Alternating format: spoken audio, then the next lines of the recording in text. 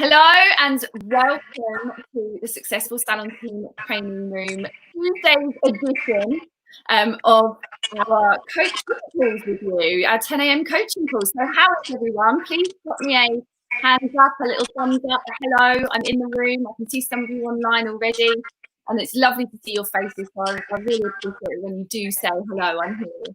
I hope you're all well. I've got a great guest with you today. We're going to talk about goal setting today and how we motivate a team of people and then individuals as well. So I'm going to welcome a special guest who we've met through the Successful Salon Team Training Room. Somebody has tagged him in on a post where I was looking for some inspirational speakers to interview. So good morning to Salv Mulé. How are you? Morning, guys. Yeah, really well, thank you. How about you?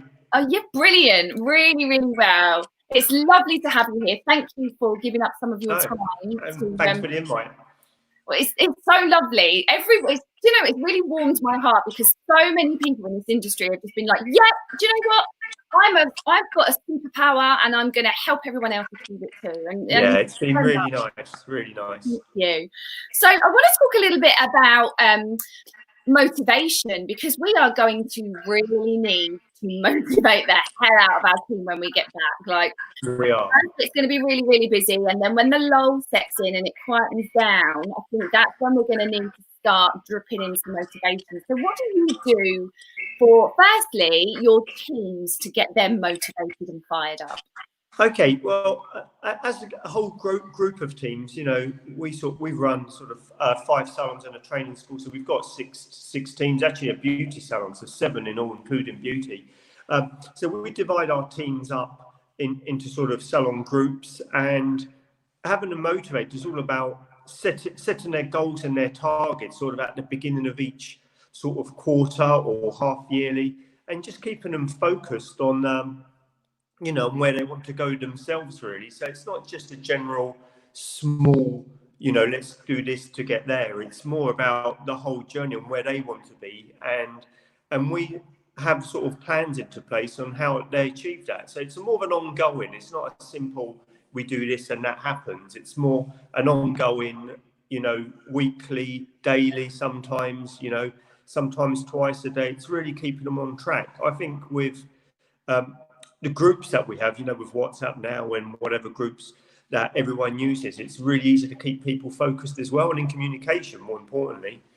Yeah, absolutely. I shared with the group a few weeks ago that when I got the team to performance manage me and tell me what I was good at and what I was good at, communication was a massive thing. I wasn't very good at it. I knew what I wanted them to do, but it was all up here, and I wasn't getting it out to them. So I think you're right. Communication is really, really key. Really key. So you do that via WhatsApp groups, and then and also not just. I think with WhatsApp group, it's more keeping on track. But you know, we have our sort of one-to-one meetings every 4 weeks to make sure they're on track. You know, we have a structure behind us. So we have obviously myself, my co-director at the top, and then we have a regional manager, and then sort of salon managers. But also what we did at the beginning of this year, we introduced salon principals, and salon principal, their role is just to motivate and keep people on track. There's no negativity coming from them, no change of things. It's just about positivity and goal achieving. So, and that role's work so far has worked really, really well.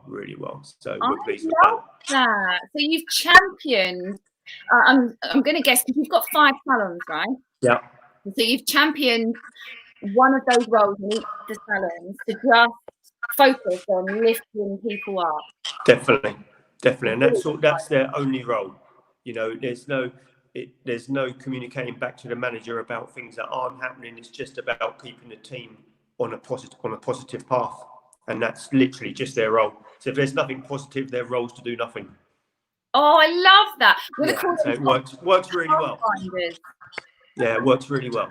Well, so far anyway. And how did you select the people to do that? Via interviewing. You know, we opened up a role. Obviously, personality has a lot to do with it.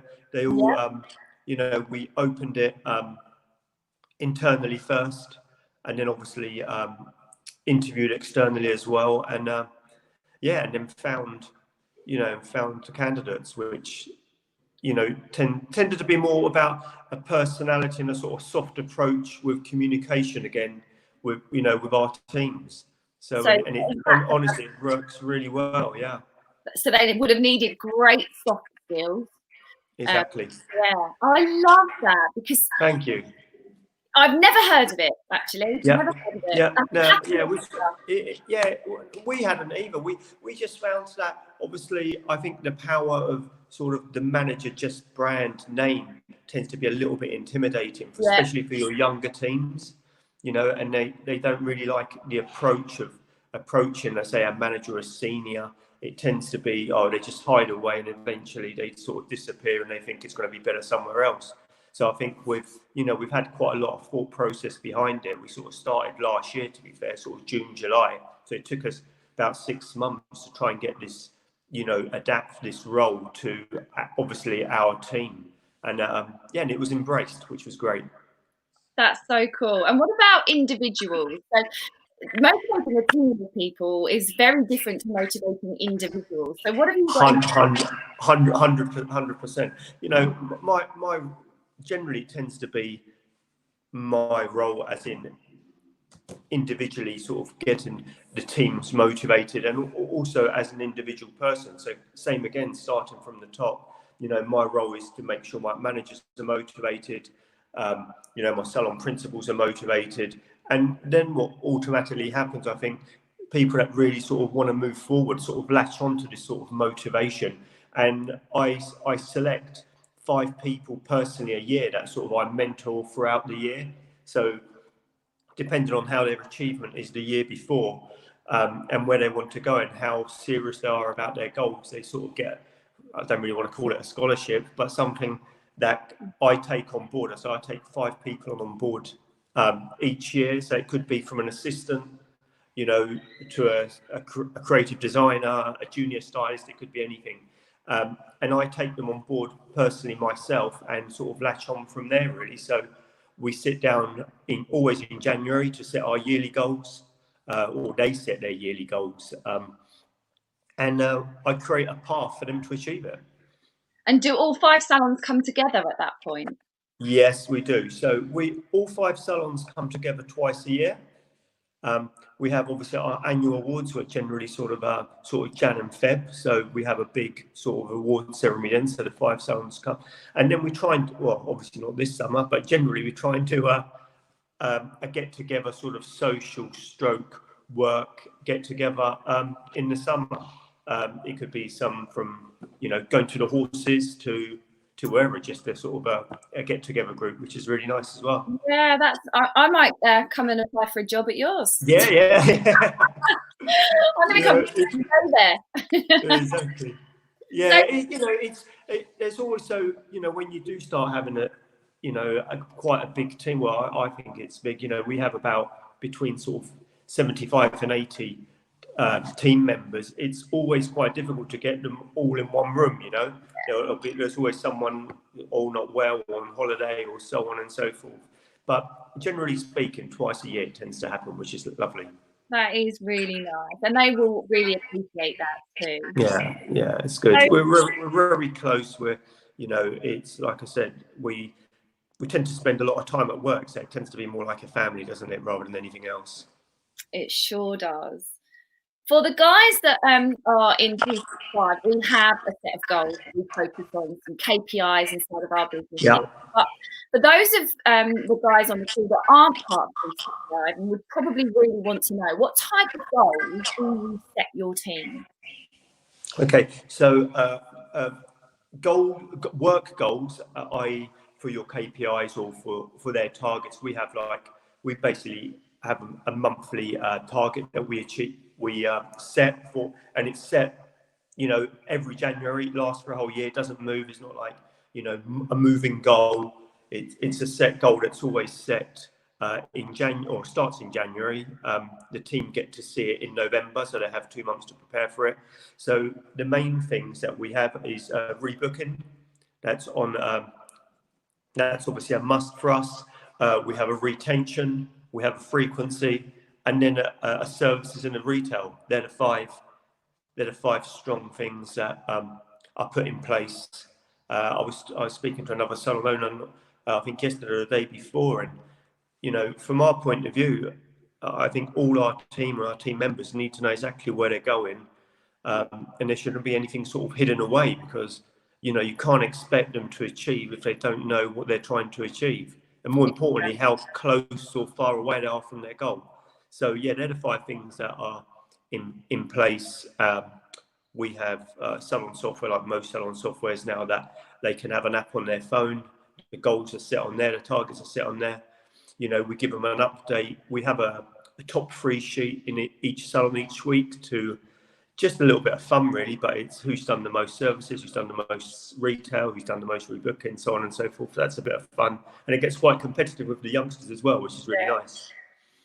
Which brings me to my next question about retail. So you won Retail Salon of the Year twice.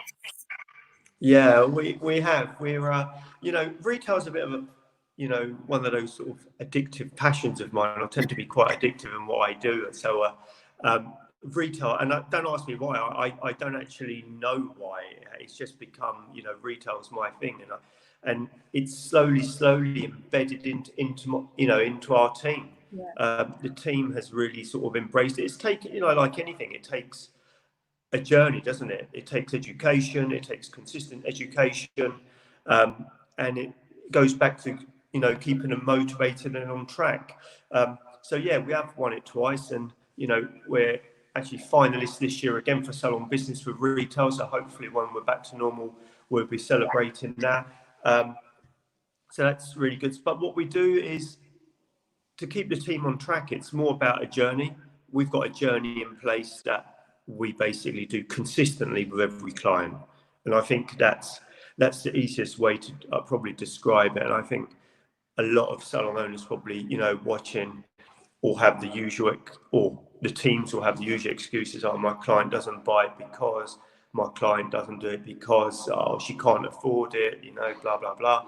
But I think from our point of view at Academy now, if we're not recommending, and I think that's the other trick, it's not about selling products, it's about recommending them. As long as we do our 5 steps in our consultation correctly, when someone's spending 150, 200 pound on a colour and cut, they want to look after their hair. So we say that this is the at the end of the day, this is the insurance that that your colour won't fade, it will last. And I think the team have really embraced that. I think I've given them confidence we have a returns policy, so money back guarantee. If the product that we recommend doesn't work, just bring it back, have your money back, or we'll swap it for something else. And that's given the team confidence. So yeah, that's pretty much it really. But it's consistency is probably what I would say to most salon owners. I think if you educate them first, and I think with all manufacturers now, they have a great education, product knowledge. Once they know that and they know what they're talking about, I think confidence just builds. It's target orientated as well. We tend to be quite a target and goal sort of company now. It's just happened naturally over the years. So yeah, it's good. It's good for us. Consistent is the trick, I think. So you touched on education there. What kind of education do you give your team around retail? Okay, so that's education that I run myself in our own academy. So education-wise, we educate them every 6 weeks. So they have retail and consultation education. It goes hand in hand every 6 weeks. Without a miss. Monday morning I do half a day at least on 6 weekly basis, and it starts from our assistants to our graduates. And then what happens is we have, like I said, our one-to-ones, and if the managers realise that, I don't know, let's say Jane is not strong on retail that month, and she's missed her target by however much, they'll say to her, right, this is the next retail course, go on there, in our time. So they'll come on, and it's repetitive. We generally have, I'd say probably 16 to 20 people on my retail courses every 6 weeks. And if I'm really honest, it's same again. It's repeating the same things consistently. There's no magic trick, there's no magic. It's just consistent, and you have to do it in the consultation. And that's what we teach. What product houses do you use? So we're quite lucky. We sort of we're multi-branded. So obviously we're a L'Oreal salon, so we have Kerastars in all our salons. We're lucky enough to work with Balmain, so we have Balmain in all our salons, and we're really lucky to have what we call our sort of luxury band of Alterna Hair Care, which is obviously our sort of high-end shampoo and conditioners and treatments, which works really well. So we're lucky that we've got a price range for everyone, but I think we don't really like talking about price too much, because I think that just brings on a barrier automatically. We're sort of trying to guess what the client wants and doesn't want. So in our consultations we just carry on as normal. No cost, no money's ever discussed, because it's obviously if they're asked, then obviously we talk about money, but generally it's about what the product does, the benefits to the hair, and choosing the right product. So it's not always that we have to choose an Alterna product or a Kerastars product or Balmain. It's more about what suits the client. So if it needs to be a swim product as an example, then we give them the free options, and then it's for them to sort of help them along, really. I think retail is pretty much a bit like a marketing system. I really think I was a marketer in my past. I don't know how I became a hairdresser, but I believe that it's that marketing strategy. So you find out their pain points, their expectations. You find out what it means for them to solve them pain points, and then you give them the thing that's going to fix it, and then a call to action. And it's the call to action that everyone just goes, "Oh, I told you about the product, bye," and then they.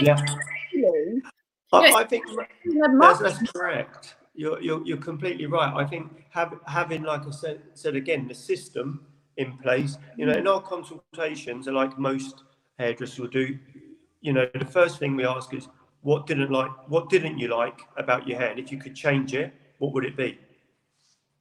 So okay, your hair's dry or on volume or so on and so forth. So that's the first bit that's done in the first 3 minutes of your consultation. So at the back of the mind, you already know, right, we're going to need the volume shampoo and conditioner on this lady at the backwash. But I think what happens is, by the time, a lot of stylists, or shall we say hairdressers, end up talking about EastEnders and Coronation Street at the end, we tend to forget the end of the journey, which is the most important. From, I don't know about you guys, but we put every product that we use in front of the client in a takeaway tray. We do that consistently. And and like I said, I'm a little bit of a control freak, even though I think I'm not. Your team will tell you that I am. And if I sort of walk into one of my salons and they haven't done it, literally the team tend to sort of panic now. So so there's that 90% of the time we are doing the correct things. We're not a perfect salon, don't get me wrong. Every salon has has room for improvement, but generally speaking, with the retail journey, we've got it in place. And unless that tray moves to reception, and front of house then sort of finishes the whole sort of journey, then you've sort of wasted the first 40 minutes. And I think that's where it tends to be, or if the team's running behind, or the other lady's late, or so on and so on. There's lots of reasons why that tray doesn't move, but I think from our point of view, we have a backup plan. So if the stylist doesn't get it, the assistant will compare us to get it. If she doesn't get it, the front of house will go and grab it. But it has to be educated. There's no, like I said, there's no simple answer to any of these questions. But if we get the consistency in them, it definitely changes, you know, for sure. I played a game with my team, gosh, just before lockdown. They had to pretend to be product sales people. Okay. Each had to get a range, and we used the same range for all of them. Yeah. They had to get that range and go learn everything, and then they had to come to an appointment in my office and sell it to me. Brilliant. My receptionist was freaking so good. I was like, Brilliant. because she And goes through all the training, everything exactly. she goes on everything, and I think and I think that's what it boils down to. It boils down to that education again, doesn't it?